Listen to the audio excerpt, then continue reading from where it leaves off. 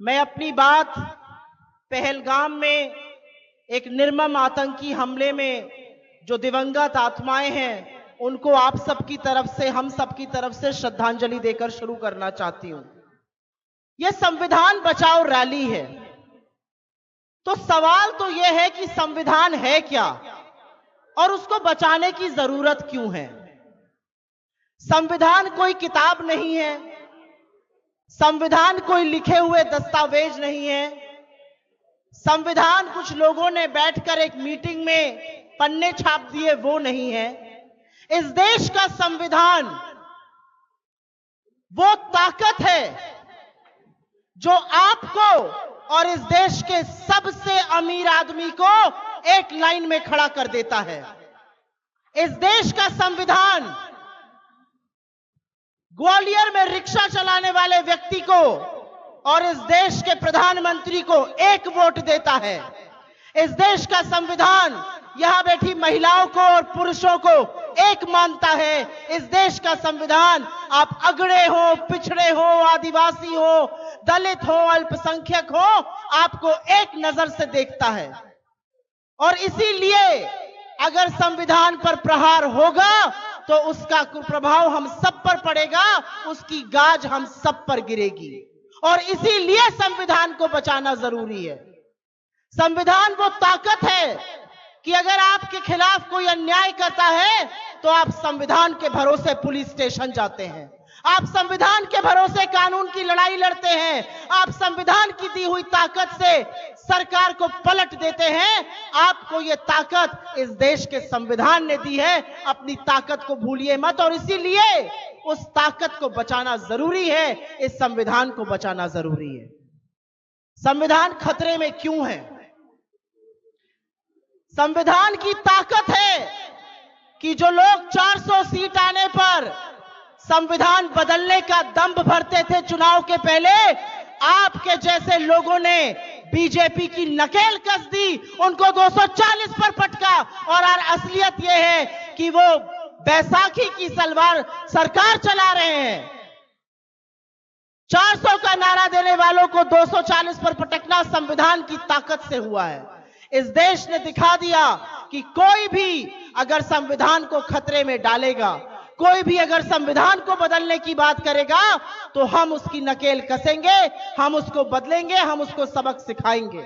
और ये आपकी ताकत है, ये संविधान की ताकत है कि जो लोग संविधान बदलने की बात करते थे अब संविधान को सिर पर लिए घूम रहे हैं, दिखावा कर रहे हैं।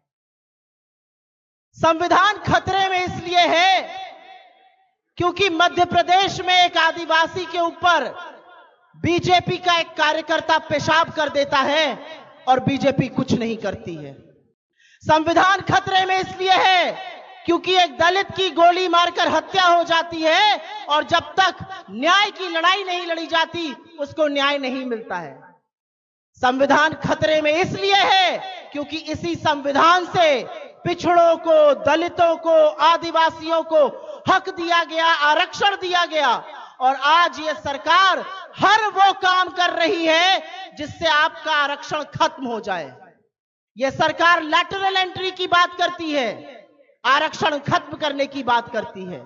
इस सरकार में 30 लाख से ज्यादा पद खाली पड़े हैं क्योंकि अगर वो पद भरे जाएंगे तो दलितों, पिछड़ों और आदिवासियों को आरक्षण देना पड़ेगा। इसलिए संविधान खतरे में है। संविधान खतरे में इसलिए है क्योंकि विपक्ष के जो नेता आपकी लड़ाई को पूरी शिद्दत से, पूरी ताकत से, पूरी ईमानदारी से लड़ते हैं, उनके पीछे इस सरकार की ईडी, इस सरकार का पालतू सीबीआई, इस सरकार की फ्रंटल बन चुका इनकम टैक्स डिपार्टमेंट उनके पीछे पड़ जाता है। संविधान खतरे में इसलिए है क्योंकि जिन गवर्नर के ऊपर जिम्मेदारी है संविधान की रक्षा की, वही संविधान के तार तार कर रहे हैं। संविधान खतरे में इसलिए है क्योंकि महिलाओं पर अगर अत्याचार होगा और अत्याचार करने वालों को संरक्षण भारतीय जनता पार्टी देगी, या दुराचारी और दुष्कर्मी भारतीय जनता पार्टी के सांसद और विधायक होंगे, तो संविधान खतरे में है। संविधान खतरे में इसलिए है क्योंकि संविधान ने आपको ताकत दी है। आपकी कोई जाति हो, आपका कोई धर्म हो, आपको आजादी है आप अपनी जिंदगी कैसे जिए। आप मंदिर में पूजा करते हो, आप गुरुद्वारे जाते हो, आप मस्जिद जाते हो, आपको एक बराबर ताकत संविधान ने दी है। संविधान खतरे में इसलिए क्योंकि उस ताकत को खत्म किया जा रहा है। ऐसे ऐसे कानून बनाए जा रहे हैं जिससे इस देश में नफरत की आंधी को फैलाया जा सके, इसलिए संविधान खतरे में है। संविधान खतरे में इसलिए है क्योंकि जिन लोगों ने बाबा साहब की पुतले जलाए, जिसने संविधान की प्रतियां जलाई, आज उन्हीं की औलादें सरकार में बैठी हैं। संविधान खतरे में है क्योंकि यह सरकार आपके बच्चों के भविष्य की चिंता नहीं करती है। आप कहते हैं हमारे बच्चे बेरोजगार हैं, तो मोदी जी कहते हैं पकौड़ा तल लो। आप कहते हैं हमारे बच्चों के पेपर लीक हो गए, तो कहा जाता है परचून की दुकान खोल लो। अपने बच्चों को ये सारे के सारे बीजेपी के नेता अमेरिका और इंग्लैंड और ऑस्ट्रेलिया और सिंगापुर की बड़ी बड़ी यूनिवर्सिटीज में पढ़ाते हैं, आपके बच्चों को बेरोजगार रखते हैं। आपके बच्चों को बेरोजगार रखते हैं, आपके बच्चों से दरिया बिछवाते हैं, आपके बच्चों को धर्म रक्षक बनवाते हैं और अपने बच्चों को अमेरिका की बड़ी बड़ी कंपनियों में सेट करते हैं। अपने बच्चों को बीसीसीआई का अध्यक्ष बनाते हैं और आपके बच्चों को बेरोजगार रखते हैं। इसलिए संविधान खतरे में है।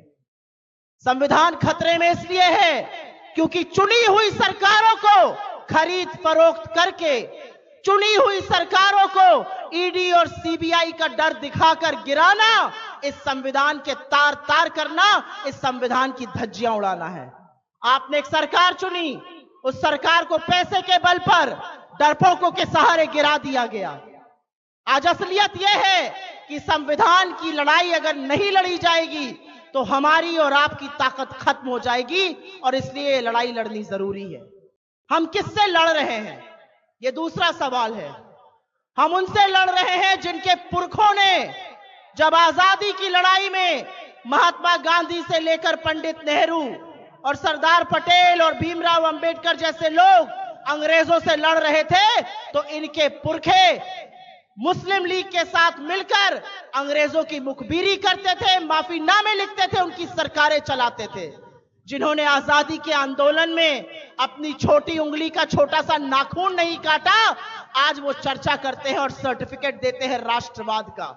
हमें बीजेपी से दो सर्टिफिकेट नहीं चाहिए।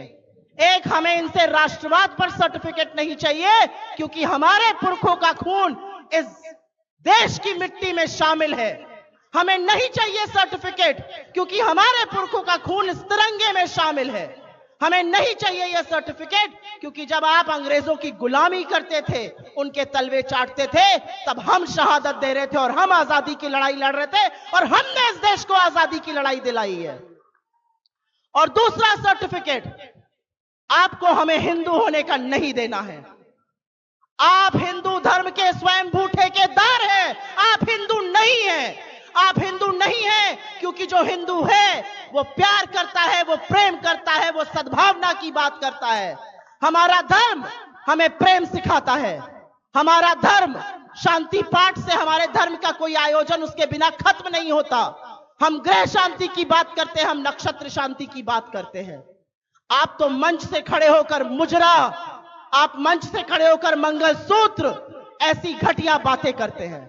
तो आप हिंदू होने का सर्टिफिकेट मत दीजिए क्योंकि हिंदू धर्म में यत्र नार्यस्तु पूजयन्ते रमन्ते तत्र देवता कहा गया है। अगर महिला की पूजा नहीं होगी, महिला का सम्मान नहीं होगा, महिला के भक्षक हमें हिंदू होने का सर्टिफिकेट ना दें।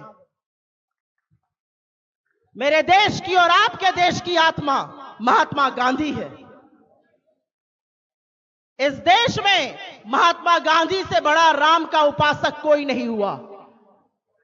जब गोडसे ने उनको गोली से मारा तो बापू के अंतिम शब्द हे राम थे। उनको मारने वाला आरएसएस से प्रेरित एक संघी था। इसलिए आपसे हमें धर्म पर और राष्ट्रवाद पर बिल्कुल भी सर्टिफिकेट नहीं चाहिए। और आपका इतिहास बहुत काला है।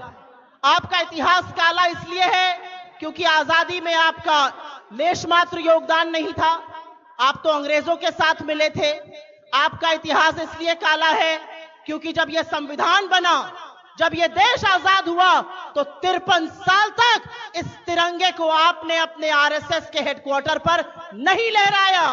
इस तिरंगे में हमारे देश के सपूत जब शहीद होकर आते हैं तो पिता दो आंसू तो बहाता है, लेकिन उसको गर्व होता है कि मां भारती पर मेरा सपूत तक बहिष्कार किया। आपके गुरु सावरकर ने, आपके श्यामा प्रसाद मुखर्जी ने बाबा साहब से लेकर आजादी के 26 के चुनाव के पहले बीजेपी के तमाम सांसद, उनके तमाम मंत्री, उनके तमाम प्रत्याशी क्या कहते थे? 400 सीट दे दो, संविधान बदल देंगे। और तब ये देश और आप जैसे लोग जाग उठे और आपने इनको बैसाखियों के सहारे कर दिया। और इसीलिए इस संविधान की रक्षा अगर अपने प्राणों की बाजी देकर भी करनी पड़े तो कांग्रेस पार्टी करेगी। कुछ डरपोकों को, कुछ लालचियों को लालच में आपने उनको डाला है ईडी के चलते, और आपने साथ मिला लिया है। लेकिन मैं नहीं, राहुल गांधी के खिलाफ ईडी छोड़ दो, वो आपसे समझौता नहीं करेंगे, वो आपकी आंख से लड़ाई करेंगे। इस देश के बेरोजगारों के लिए, इस देश के दलितों के लिए, इस देश के पिछड़ों के लिए। और मेरा हमेशा ये कहना होता है तो इस देश में जातिगत जनगणना कराइए। जब जब हम जातिगत जनगणना की बात करते हैं, हम जानना चाहते हैं इस देश में कितने दलित, कितने आदिवासी, कितने पिछड़े, कितने अल्पसंख्यक, कितने गरीब सामान्य वर्ग के लोग किन किन पदों पर बैठे हैं। आप उससे क्यों भागते हैं? अगर आपके मन में चोर नहीं है और जातिगत जनगणना कराइए और हम आपका उसमें साथ देंगे, लेकिन आप ऐसा नहीं करिएगा क्योंकि आपकी आरएसएस ऐसा नहीं करने देगी। और इसीलिए जरूरी है तो गरीब और गरीब होता जाएगा। अगर यह संविधान नहीं रहेगा तो आपके वोट के अधिकार का कोई मतलब नहीं रहेगा। अगर यह संविधान नहीं रहेगा तो अभिव्यक्ति की आजादी नहीं रहेगी। अगर यह संविधान नहीं रहेगा तो आपके मौलिक अधिकार छिन जाएंगे। अगर यह संविधान नहीं रहेगा तो आप अन्याय के खिलाफ आवाज मुहिम है जिसमें पूरा देश हमारे साथ है, क्योंकि पूरा देश संविधान खतरे में होने का मतलब समझता है। ये मुश्किल की राजनीति करना और भी मुश्किल है, याद रखिएगा। और दिनकर की ये लाइन कहकर अपनी बात समाप्त करती हूं। ये विपत्ति का वक्त है, ये मुश्किल दौर है। सच है विपत्ति उद्योग निरत रहते हैं, शूलों का मुख न साने को बढ़ खुद विपत्ति पर छाने को है। में टिक सके वीरवर के मग में खम ठोक ठेलता है जब नर, पर्वत के जाते पांव उखड़ मानव जब जोर लगाता है पत्थर पानी बन जाता है। उसी पत्थर को हम साथ मिलकर पानी बनाएंगे। इस संविधान मिले। एक बार जोर से मेरे साथ बोलिए, जय हिंद। बहुत धन्यवाद।